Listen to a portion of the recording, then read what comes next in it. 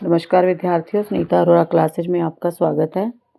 विद्यार्थियों, आज हम पढ़ेंगे कक्षा 9 की क्षितिज बुक से रसखान के सवैये। तो रसखान के सवैये शुरू करने से पहले रसखान के जीवन परिचय के बारे में जान लेते हैं। तो रसखान जो है का जो मूल नाम है वो सैयद इब्राहिम है। वो भक्ति काल के प्रमुख कृष्ण भक्त कवि थे, जिनका जन्म 1548 ईस्वी के आसपास हुआ। ऐसा माना जाता है कि मूलतः वो पठान सरदार थे, पर श्री कृष्ण की भक्ति में लीन होकर गोस्वामी विट्ठल नाथ जी से उन्होंने दीक्षा ली और ब्रज भूमि में बस गए, जहां उन्होंने श्री कृष्ण की लीलाओं और प्रेम पर आधारित सुजान रसखान और प्रेम वाटिका जैसी रचनाएं की और 1628 ईस्वी के करीब उनका निधन हो गया, जो अपनी भावुकता, सरल ब्रज भाषा और निश्चल प्रेम के लिए जाने जाते हैं। तो शुरू करते हैं उनके सवैये, रसखान के सवैये शुरू करते हैं। मानुष हो तो वही रसखान, बसो मिल गोकुल गाँव के ग्वारन। जो पशु हो तो कहा बसो मेरो, चरो नित नंद की धेनु मझारन। पाहन हो तो वही गिरी को, जो धरियो कर छत्र पुरंदर कारण। जो खग हो तो बसेरो करो, मिली कालिंदी कुल कदम्ब की डारन। इन पंक्तियों में, इस सवैये में रसखान जी कहते हैं कि अगर मैं मनुष्य बनूं अगले जन्म में, तो जो श्री कृष्ण की जन्मभूमि है उसके प्रति जो उनका लगाव है रसखान जी का, उसको उन्होंने प्रदर्शित किया है, दिखाया है। और वो कहते हैं कि अगर अगले जन्म में भी उन्हें मनुष्य योनि मिले तो वो गोकुल के ग्वालों के बीच रहना चाहते हैं, मतलब रहने का सहयोग मिले उनको। और अगर पशु योनि प्राप्त हो, अर्थात एनिमल्स, जानवर या पशु की भी कोई योनि प्राप्त हो अगले जन्म में, तो ब्रज में ही रहना चाहते हैं, ताकि वे नंद बाबा की गायों के साथ विचरण कर सकें। और अगर पत्थर भी बन जाएं तो भी उस पर्वत का, जिसे हरि ने अपनी तर्जनी पर उठाकर ब्रज को इंद्र के प्रकोप से बचाया था। और अगर पक्षी बने तो यमुना किनारे कदम्ब की डालों में बसेरा डाले, मतलब रहना चाहेंगे वो कदम्ब की डालों पर। और वे हर हाल में श्री कृष्ण के निकट रहना चाहते हैं, श्री कृष्ण का सानिध्य पाना चाहते हैं, चाहे इसके लिए उन्हें किसी भी परेशानी का सामना करना पड़े, कोई भी संकट सहना पड़े। तो आगे पढ़ लेते हैं। आगे जो है, या लकुटी और कमरिया पर, राजती हूँ पुर को तजी डारऊ। आठहूँ सिद्धि नमो निधि को सुख, नंद की धेनु चराए विसारऊ। रस खान कबो इन आखिन सो, ब्रज के बन बाग तड़ाग निहारऊ। कोटिक हूँ कला धोत के धाम, करील के कुंजन ऊपर वारऊ। इस सवैये में रसखान जी कह रहे हैं कि ग्वालों की लाठी और कंबल के लिए अगर उन्हें तीनों लोकों का राज भी त्यागना पड़े तो भी वे त्याग देंगे, छोड़ देंगे। उन्हें किसी भी कीमती से कीमती वस्तु को अगर छोड़ना पड़ा इसके लिए तो उसे छोड़ देंगे। और वे इसके लिए 8 सिद्धि और 9 निधियों का सुख भी छोड़ने के लिए तैयार हैं। वे अपनी आंखों से ब्रज के वन, जंगल, बागों, उपवनों और तालाबों को और नदियों को जीवन भर निहारना चाहते हैं। और वे ब्रज की कांटेदार झाड़ियों के लिए भी सोने के 100 महल निछावर करने को तैयार हैं। उन्हें ब्रज इतना अच्छा लगता है क्योंकि वहाँ पर श्री कृष्ण रहते हैं। तो वो कहते हैं कि अगर मुझे उसके लिए कुछ भी छोड़ना पड़े, कोई भी कीमत चुकानी पड़े तो मैं चुकाऊंगा।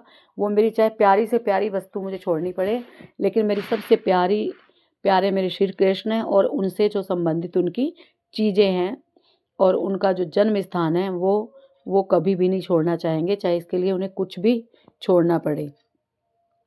अगला पढ़ लेते हैं। मोर पखा सिर ऊपर राखेऊं, गूंज की माल गरे पहिरोगी।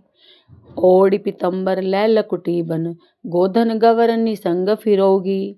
भाव तो वो ही मेरो रस खानी, सो तेरे कहे सब स्वांग करोगी। या मुरली मुरलीधर की, अधरान धरी अधरान धरोगी। इन पंक्तियों में गोपियों का कृष्ण प्रेम पाने की इच्छा और कोशिश का वर्णन किया गया है।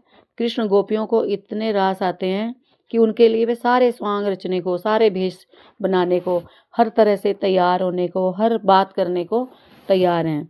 गोपियाँ कहती हैं कि वे सिर के ऊपर मोर पंख रखेंगी, गुंजों की माला पहनेंगी, पीले वस्त्र धारण कर वन में गैयों और ग्वालों के संग जंगल में भ्रमण करेंगी, घूमेंगी, किंतु वे मुरलीधर के होठों से लगी बांसुरी को अपने होठों से नहीं लगाएंगी।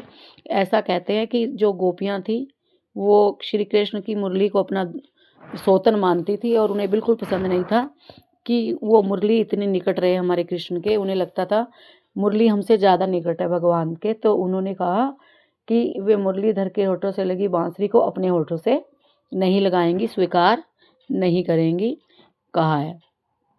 अगला पढ़ लेते हैं। काननी दे अंगुरी रहिए, जब ही मुरली धुनि मंद बजे है। मोहनी तानन सो अटा चढ़ी, गोधुन गए पे में है। टेरी कहाँ सिगरे ब्रज लोगनी, काल ही कोई कितनो समझई है। माई रीवा मुख की मुस्कान, समहारी न जइए न जइए न जइए। इन पंक्तियों में गोपियाँ कृष्ण को रिझाने की कोशिश कर रही हैं। वे कहती हैं कि जब कृष्ण की मुरली की मधुर धुन बजेगी तो हो सकता है कि धुन में मग्न होकर गायें भी अटारी पर चढ़कर गाने लगे, परंतु गोपियाँ अपने अपने कानों में उंगली डाल लेंगी ताकि उन्हें वह मधुर संगीत सुनाई ना पड़े। लेकिन गोपियों को यह भी डर है कि जिसे ब्रजवासी भी कह रहे हैं कि जब कृष्ण की मुरली बजेगी तो उसकी धुन सुनकर गोपियों की मुस्कान जो है संभाले नहीं संभलेगी और उस मुस्कान से पता चल जाएगा कि वे कृष्ण के प्रेम में कितनी डूबी हैं। तो इसमें जो है रसखान की कृष्ण भक्ति के बारे में बताया गया है और कवि परिचय मैंने आपको बता दिया है, तो इसके थोड़े शब्दार्थ बता देती हूँ। बसो मीन्स होता है रहना, निवास करना, और कहा बस मतलब वश में ना रहना, और मंझारन मीन्स बीच में, और गिरी मीन्स पर्वत पहाड़, और पुरंदर मीन्स इंद्र। कालिंदी यमुना का नाम है। कमरिया हो गया कंबल। तड़ाग मीन्स तालाब। कलधोत के धाम मतलब सोने के महल, और क्रील मीन्स कांटेदार झाड़ियाँ, और वारो मीन्स मतलब न्यौछावर करना, और भावतो मीन्स अच्छा लगना। अटा मीन्स कोठा, और टेरी मीन्स बुलाना। तो आपको ये समझ में आ गया होगा। एक बार इनके रसखान के सवैयों को एक बार और पढ़ लेते हैं। मानुष्य हो तो वही रस खान, बसो ब्रज गोकुल गाँव के ग्वारन। जो पशु हो तो कहा बस मेरो, चरो नित्य नंद की धेनु मझारन। पाहन हो तो वही गिरी को जो, कियो हरि छत्र पुरंदर धारन।